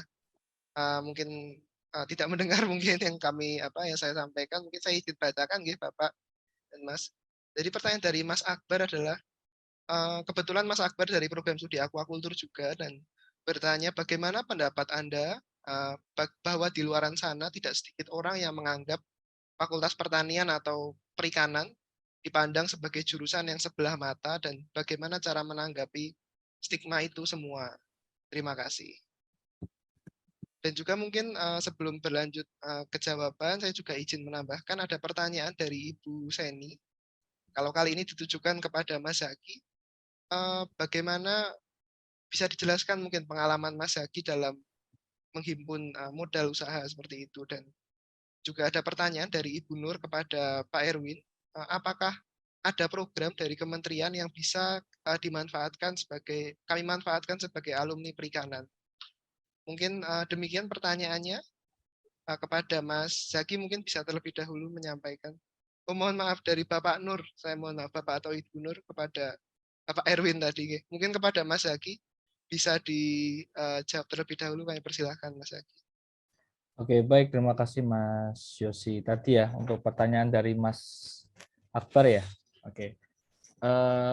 Tadi apa pendapat tentang ini ya perikanan di padang sebelah mata ya? Iya betul Mas Zaki. Oke, baik. Oke, terima kasih ya. Coba saya akan sedikit bercerita gitu. Kalau sebenarnya di pandang sebelah mata ini hanya beberapa jurusan di Indonesia ini kan sebenarnya banyak ya yang dipandang sebelah mata. Ini hanya sebenarnya kayak persepsi saja. Kalau kita di luar negeri itu setiap jurusan itu punya keunikan yang sendiri-sendiri gitu. Jadi tidak ada yang dipandang sebelah mata. Kalau misalkan dulu itu saya tuh mikirnya gini sih, kenapa kok masuk perikanan? Karena marketingnya berhasil.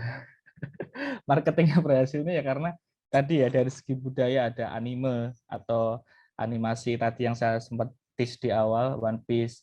Kemudian saya suka nonton yang namanya National Geography, itu tentang ikan-ikanan gitu loh. Nah itu kan kayaknya asik banget gitu, lihat paus, lihat hiu, lihat tuna, itu kayak apa ya, kesannya itu dunia perikanan tuh keren. Itu malah saya tuh mikirnya kayak gitu. Dan lagi dulu waktu saya di SMA kan saya di Jogja ya, di SMA Muhammadiyah 1, itu sering ada namanya penyuluhan universitas dan delalah dari IPB. Nah, IPB ini sering banget ke SMA saya untuk penyuluhan tentang fakultas dan jurusan-jurusan. Nah, delalah dulu itu perikanan itu adalah salah satu jurusan yang di sana ya. Di sana itu produknya paling banyak, paling keren, ada kayak nori, rumput laut, kayak gulungan gitu. Terus sekarang kita sudah bisa nikmati ya kayak bonori itu kan. Nah, dulu kan belum ada ya di Indonesia. Nah, itu kayak produk-produk perikanan yang seperti itu tuh saya tuh pengen tahu gitu. Oh, ternyata ikan ini tuh bisa dibikin ini. Oh, ikan ini bisa dibikin kayak gini. Nah, itu dulu marketingnya seperti itu. Makanya saya emang sudah dari SMA dengan kesadaran sendiri itu ingin masuk ke dunia sana karena lagi-lagi terdorong motivasi keren dan bisa menghasilkan duit dari sana kayak gitu dulu kayak gitu. Nah, makanya itu adalah sebenarnya bagaimana cara kita memarketingkan atau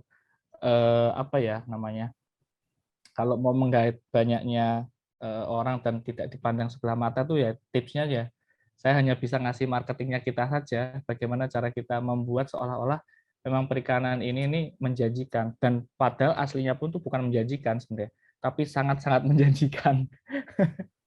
Nah ini benar banget ya, ini karena saya berbicara mengenai pengalaman.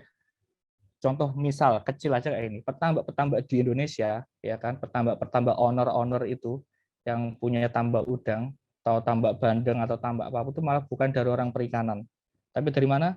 Dari orang hukum, dari orang teknik industri, teknik sipil. Saya punya banyak teman dari sana, dan itu yang di perikanan itu cuma ya saya sama ya ini Mas Himan sama Mas Andika, sisanya ini orang-orang di luar jurusan perikanan. Lah, mereka saja itu aja masuk atau jebur di dunia perikanan, kok kita ini anak-anak perikanan kemana gitu loh.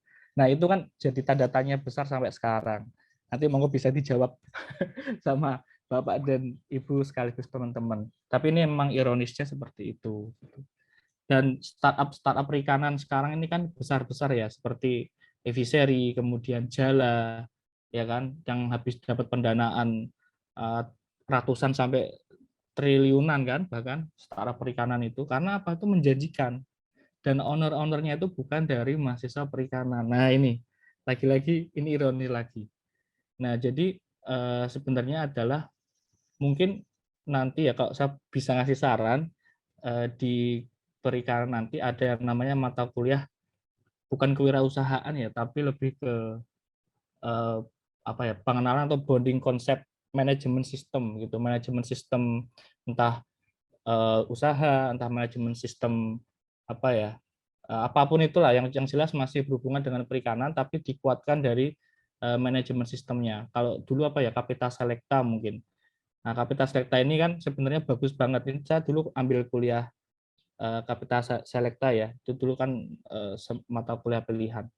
Nah, itu bagus banget. Nah, itu bisa diambil, tapi dengan dasar tadi kalau misalnya fokus ke dunia usaha atau dunia yang bukan dia ini benar-benar perikanan tapi dunia usaha itu masuk aja ke dalam sana atau bikin mata kuliah yang baru. Itu penting banget karena nanti ke depannya kalau saya lihat dari ada tuh kalau nggak salah di Bloomberg ya, artikelnya itu di tahun 2030, 2040 itu perkembangan manusia ini akan lebih ke arah farming ya atau budidaya, dan itu senada dengan FAO sama Mas Erwin tadi telah menjelaskan bahwa saya memang budidaya ini dia mengambil peranan penting dan kenaikannya juga sangat-sangat signifikan di 10 tahun atau 1 dekade belakangan ini sekitar 7%. Nah ini makanya sebenarnya kalau dipandang sebelah mata dulu sampai sekarang ini mengalami kenaikan, jadi nggak dipandang sebelah mata lagi sih. Tadi kan sudah disampaikan sama Mas Syafi ya, kalau kita sudah mayoritas meskipun masih departemen ya, belum fakultas, tapi ya itu semoga menjadi doa, itu aja. Itu sih sebenarnya hanya persepsi kita sendiri seperti itu. Lalu yang kedua apa Mas Yosi tadi? Oke, Pertanyaan selanjutnya. Mungkin singkat saja Mas Zaki terkait dengan atau cerita ketika mungkin Mas Zaki mendapatkan modal untuk usaha Mas Zaki. Oh, oke. Kalau modal usaha, oh tadi ini ya Bu Seni ya yang nanya. Iya betul dari Bu Oh ya, ini Bu Seni ini saya dulu pernah sempat membantu beliau ya dalam penelitiannya, jadi saya juga diajari banyak hal. Terima kasih Bu Seni. Halo, sehat Bu Seni? Ya. Oh, enggak ini ya. Oke, jadi kalau misalkan kita modal itu sebenarnya dari mana saja itu bisa. Kalau mau konvensional bisa minta orang tua atau dari bank gitu kan. Cuma kalau dua itu tadi menurut saya adalah risiko. Resikonya kalau gagal ya kalau sama orang tua itu nanti nggak enakan gitu kan. Tapi kalau bank ini ya kita tahu sendiri bunganya itu sangat tinggi juga. Nah, sebenarnya modal ini dari mana? Kalau mau paling aman itu ada dua. Satu ada dari modal kita sendiri, ya kan, atau patungan sama orang lain. Nah, itu aja sih sebenarnya kalau mau aman. Tapi kalau mau beresiko, dan resikonya ini sebenarnya kalau ya high risk tapi high profit. Itu dengan cara kita mengandalkan investor. Dengan seperti apa yang saya lakukan dan teman-teman Inomita ya, tambah itu kan saya juga kerjasama dengan salah satu investor. Nah, gimana caranya? Yaitu tadi kita awalnya bikin proposal, kita jelaskan analisis usahanya seperti apa, kemudian pembagian hasilnya seperti apa, kita benar-benar jelasin, dan itu nggak cuma sekali dua kali, yaitu berkali-kali. Alhamdulillah dapat deal investor tunggalnya gitu kan. Dan itu butuh waktu, memang nggak bisa sekali, dua kali, tiga kali, bahkan bisa lebih. Nah, kita juga sempat ikut namanya workshop atau kompetensi wirausaha muda kayak yang di Mandiri atau kok di UGM ada Soprema seperti itu kan. Nah, banyak lah, itu kami dapat juga jaringan dari sana seperti itu. Jadi lebih kepada kita meyakinkan orang, dan kita harus bertanggung jawab. Itu intinya. Kalau kita nggak bertanggung jawab, nggak usah jadi usahawan. Nggak usah jadi ini ya, karena emang kalau rugi ya mau nggak rugi ditanggung bareng nggak gitu. Kalau misalkan nggak mau ya gimana konsepnya. Jadi akadnya banyak. Nah, modal itu awalnya kalau untuk Outstream sendiri memang saya patungan ya. Saya sama dua teman saya itu patungan. Tapi kalau yang tambak karena modalnya itu besar, ya jadi ya mau nggak mau saya minta tolong bantuan investor itu aja. Terima kasih. Terima kasih sekali Mas Erwin, sangat menarik jawaban. Mohon maaf Mas Zaki, maksud saya. Ya, karena ini saking saya semangat mendengar jawaban dari Mas Zaki. Dan juga mungkin tadi juga masih terdapat pertanyaan yang ditujukan kepada Bapak Erwin. Kami persilahkan untuk menyampaikan. Baik, terima kasih dari Mas Akbar ya. Jadi bagaimana pandangan bahwa di luar sana tidak sedikit menganggap Fakultas Pertanian Perikanan dipandang jurusan yang sebelah mata. Sebenarnya yang memberikan pendapat itu kan belum pernah masuk kan, itu aja. Belum pernah masuk di fakultas ataupun di jurusan perikanan. Jadi mereka tidak tahu apa yang ada dan potensi apa yang bisa dikembangkan dari perikanan. Tadi sudah disampaikan tuh sama Mas Naufal yang punya pengalaman bisnis. Yang berbisnis di perikanan itu malah bukan orang-orang yang bidangnya perikanan. Jadi memang dunia perikanan itu memang sangat-sangat menjanjikan. Dan saking menjanjikannya, sumber daya ikan pun diatur, ya kan, di laut, ya kan. Ya, tidak sembarangan orang mengambil sebanyak-banyak mungkin, karena punya nilai jual dan nilai komersial tinggi. Itu salah satunya komoditas tuna. Kemudian udang juga menjadi komoditas yang mungkin paling nilainya paling tinggi ya di perdagangan. Nah, kita tahu bahwa pangan kan masih saat ini menjadi terus diangkat ya, kaitan dengan beberapa belahan dunia terdapat kekurangan pangan dan sebagainya, dan kasus-kasus permasalahan gizi itu kan kaitan dengan pangan, dan salah satunya ikan itu kan bagian dari pangan. Dan kita tahu kita punya potensi perikanan ataupun mungkin potensi laut 70%, 30% daratan, ini kan juga punya potensi yang luas dan masih bisa terus dikembangkan. Laut kita pun masih diincar oleh orang-orang luar. Ini aja kan sudah menunjukkan bahwa sebenarnya perikanan itu bisnis yang terus istilahnya menjanjikan lah. Itu. Mungkin tanya nih Mas Naufal, bagaimana ada ikan asin itu ada mafianya, garam itu ada mafianya, ya kan? Betul kan, Mas? Betul, itu Pak. Sampai yang kecil pun itu ada mafianya, ikan-ikan. Jadi jangan berkecil hati mungkin teman-teman di perikanan, karena memang potensi untuk kita tunjukkan dari sisi mungkin kesiapan ataupun mungkin dari kemampuan kita, mungkin di jurusan ataupun di fakultas nantinya, mudah-mudahan juga bisa ditunjukkan, juga bisa eksis keluar juga, dan juga terus bisa meyakinkan ke masyarakat bahwa ada hal-hal penting yang kaitannya dengan dunia perikanan ya. Jadi tidak hanya perikanan mungkin ya, kalau sekarang kan harus kelautan dan perikanan, karena banyak sumber-sumber komoditas laut juga punya potensi besar. Itu mungkin. Kemudian yang kedua, Pak Nur ya, kalau tidak salah. Mas Nur atau Pak Nur ya? Pak Nur. Pak Nur mungkin, Pak. Oke. Pak Nur, jadi program di KKP itu banyak, karena dari hulu sampai hilir.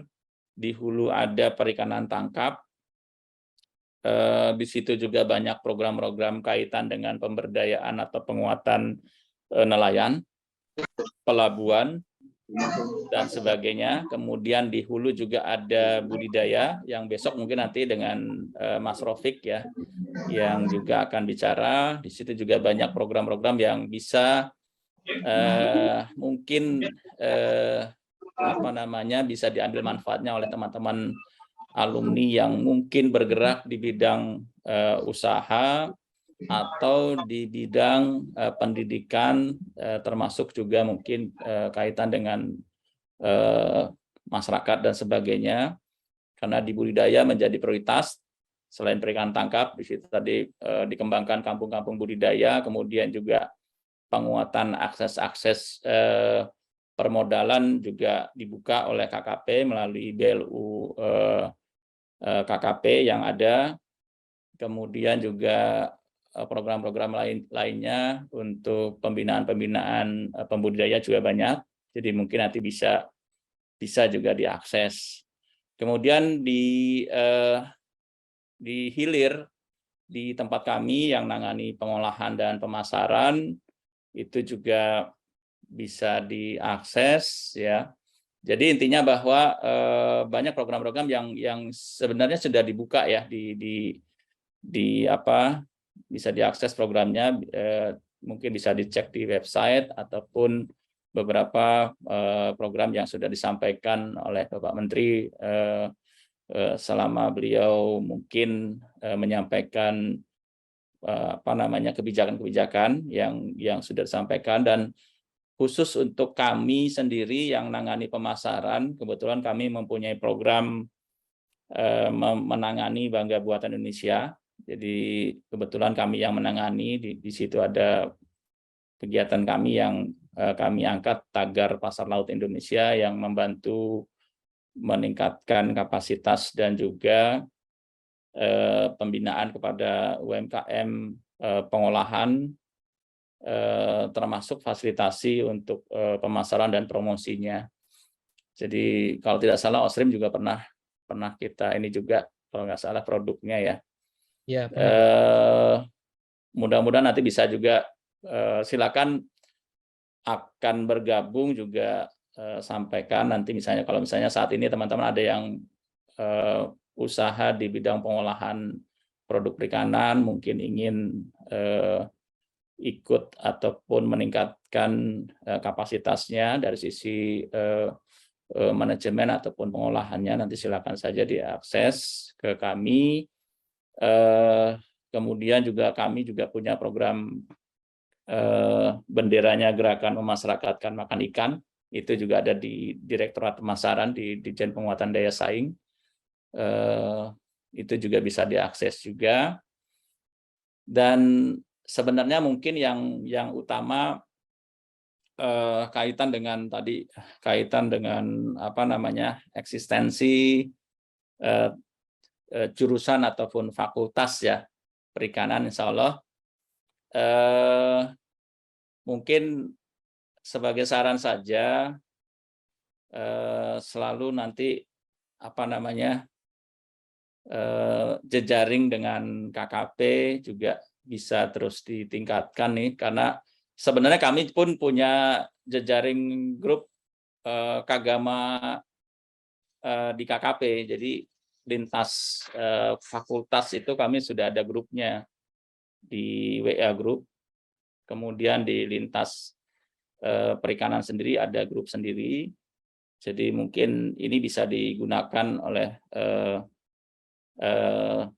teman-teman juga nanti dari kami dan juga dari jurusan yang saat ini atau Departemen Perikanan saat ini untuk bisa sama-sama saling memberikan sharing informasi. Sebagai gambaran, dulu mungkin saya pernah menyampaikan hal ini pada saat akreditasi dari teknologi pengolahan ya. Jadi bagaimana pentingnya akses informasi ke pusat ini kan yang perlu mungkin diperkuat, karena kalau IPB kan lokasinya dekat ya antara Bogor dan Jakarta, jadi juga mudah untuk komunikasi, jejaringnya di KKP dan juga jejaring secara pertemuan secara luring juga sering dilakukan. Dan ini mungkin juga bagian yang bisa nanti mungkin Pak Prof. Alim mungkin bisa nanti dibicarakan mekanismenya seperti apa, karena IPB sendiri kelihatannya sedang membuat program untuk bisa mengundang beberapa semacam pejabat eselon di KKP untuk mengajar ya di beberapa mata kuliah, jadi undangan dan sebagainya. Sebenarnya memberikan membuka wawasan dan juga membuka jejaring. Dan yang jelas bahwa mungkin saran saja Prof. Alim dan Bapak Ibu untuk kegiatan-kegiatan di kampus ataupun mungkin riset bisa juga merujuk pada inline dengan prioritas atau program prioritas dari KKP. Mungkin ini sangat baik, dan termasuk juga kami bisa dibantu untuk bisa ditunjukkan siapa ahli rumput laut, siapa ahli mungkin di bidang tuna, siapa ahli di bidang pemasaran. Mungkin ini yang bisa juga kami kontak ataupun kami bisa berdiskusi lebih banyak mungkin kaitan dengan program-program yang ada di pusat. Itu mungkin yang bisa saya sampaikan, saya share pada kesempatan ini. Terima kasih. Oke, terima kasih Pak Erwin untuk jawaban yang sangat menarik dan sangat lengkap juga. Dan Bapak Ibu, karena keterbatasan waktu, mungkin saya mohon maaf apabila terdapat pertanyaan kami diskusikan dalam sesi kali ini. Mungkin bisa kita lanjutkan dalam sesi-sesi selanjutnya. Dan juga Bapak Erwin dan Mas Zaki, terima kasih sekali sudah berkenan hadir dalam kesempatan ini. Mungkin kami mengundang audien untuk berkenan memberikan reaction, tepuk tangan atau applause sebagai apresiasi kepada Pak Erwin dan Mas Zaki yang sudah banyak memberikan sharing maupun juga berdiskusi bersama kita pada siang hari. Oke, terima kasih Bapak Ibu sekalian. Dan juga mewakili Pak Erwin dan Pak Zaki, saya pamit undur diri dan saya juga mohon maaf untuk kekurangan dalam saya memandu jalannya acara ini. Saya akan menutupnya dengan sebuah pantun mungkin, yaitu buah nanas, buah ceri dicampur gula enak sekali. Demikian kita berjumpa hari ini, sampai bertemu di kemudian hari. Sekali lagi terima kasih rekan-rekan semua dan Bapak Ibu yang sudah hadir, dan acara saya kembalikan kepada Mas Evan selaku Master of Ceremony pada kegiatan siang ini. Terima kasih. Baik, terima kasih Mas Yosi. Oke, tak terasa kita telah sampai pada penghujung acara, yaitu penutupan. Namun, sebelum penutup, ada sedikit informasi yang ingin kita sampaikan, yaitu rangkaian acara HUT ke-59 oleh Departemen Perikanan, Fakultas Pertanian, Universitas Gadjah Mada. Beberapa rangkaian acara tersebut antara lain ada pengabdian masyarakat, lalu Super League and Fish Art, ada juga webinar alumni Back to Campus yang tentunya merupakan versi dari Prodi THP dan MSA. Lalu ada Nyekar Sesepuh, ada Bersih Kampus, Senam, dan Lomba-Lomba. Lalu ada Family Gathering, dan pada 1 September 2022 ada Puncak HUT 59 dan Alumni Gathering. Saya selaku MC pada acara kali ini memohon maaf apabila ada kesalahan dalam membawa acara. Nah, selain Mas Yosi, kita dari MC juga ada pantun nih. Siang hari makan kuaci, makan bareng sama Ibu Asih. Cukup sekian acara hari ini. Saya ucapkan banyak terima kasih. Wassalamualaikum warahmatullahi wabarakatuh. Salam Om Santi Santi Om. Namo Buddhaya dan salam kebajikan bagi kita semua.